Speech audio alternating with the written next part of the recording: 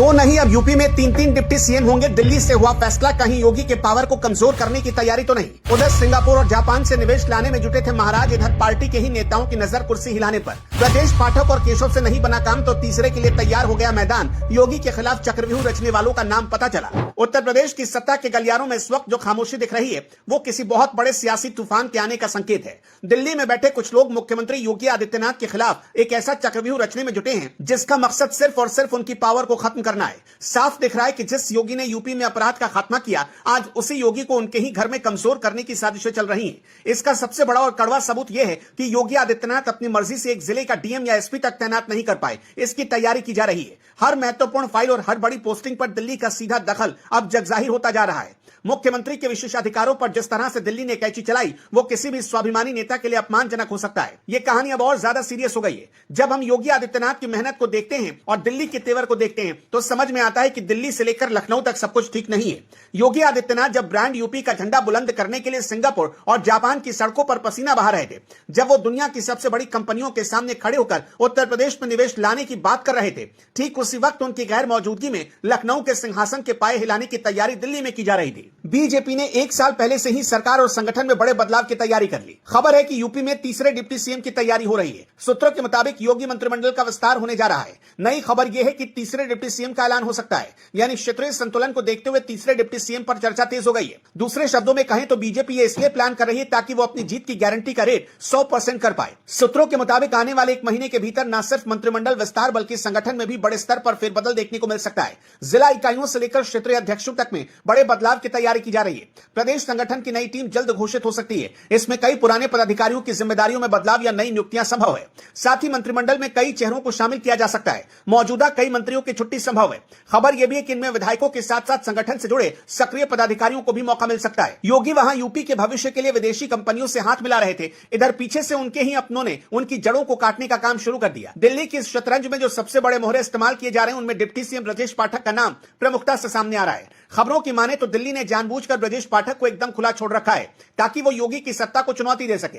सूत्रों का तो यहां तक कहना है कि ब्रजेश पाठक को हाईकमान से खुली छूट मिली है कि वो योगी आदित्यनाथ के खिलाफ जो बन पड़े वो करे। पाठक के हालिया तेवर और दिल्ली दौरे और खास तौर पर उनके विभागों में जिस तरह बयानबाजी हो रही है वो साफ बता रही है कि उन्हें पीछे से किसी बहुत बड़ी ताकत का पूरा समर्थन हासिल है। यही हाल दूसरे डिप्टी सीएम केशव प्रसाद मौर्य का भी है, जिन्हें दिल्ली ने बहुत पहले से ही योगी के सामने एक समानांतर शक्ति के रूप में खड़ा कर दिया है। इन दोनों डिप्टी सीएम का मकसद अब सिर्फ एक ही नजर आता है कि कैसे योगी के हर फैसले में रोड़ा अटकाया जाए और उनके प्रभाव को कम किया जाए। इन दोनों के बीच अब एक और खबर ने यूपी की राजनीति में आग लगा दी है। खबर आ रही है कि यूपी में जल्द ही तीसरे डिप्टी सीएम की नियुक्ति होने वाली है। दिल्ली का केंद्रीय नेतृत्व 2027 के विधानसभा चुनाव के नाम पर योगी आदित्यनाथ की ताकत को टुकड़ों में बांटने की फिराक में समाजवादी पार्टी और कांग्रेस के गठबंधन से निपटने का बहाना बनाया जा रहा है, लेकिन असल निशाना तो खुद योगी आदित्यनाथ ही है। योगी के बढ़ते कद को छोटा करने के लिए अब तीसरे डिप्टी सीएम का सहारा लिया जा रहा है ताकि लखनऊ में मुख्यमंत्री की हैसियत केवल एक रबर स्टाम्प जैसी रह जाए।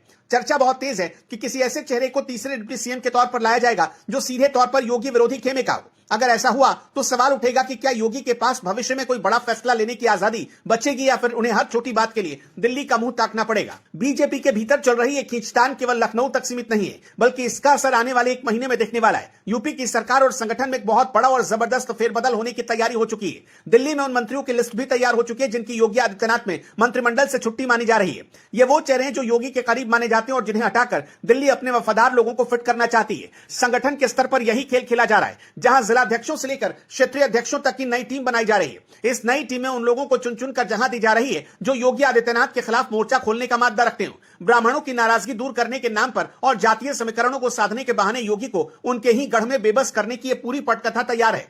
सबसे डरावनी बात यह है कि इस आपसी रंजिश और वर्चस्व की लड़ाई का खामियाजा 2027 के विधानसभा चुनाव में भुगतना पड़ सकता है। उत्तर प्रदेश की जनता और आम वोटर आज भी सिर्फ योगी आदित्यनाथ के चेहरे और उनके बुलडोजर वाले इंसाफ पर भरोसा करता है, लेकिन दिल्ली के कुछ रणनीतिकारों को शायद ये बात हजम नहीं हो रही है और वो उस चेहरे को ही किनारे लगाने में जुटे हैं जो पार्टी की सबसे बड़ी जीत का आधार है। ब्रजेश पाठक और केशव प्रसाद मौर्य की जोड़ी ने सरकार के भीतर एक अलग गुट बनाकर शासन को पंगु बना दिया। ऊपर से अब तीसरे डिप्टी सीएम का दाव योगी को पूरी तरह अलग थलग करने की आखिरी कोशिश मानी जा रही है। क्या दिल्ली ये भूल गई है कि योगी को कमजोर करने का मतलब यूपी में बीजेपी को कमजोर करना है?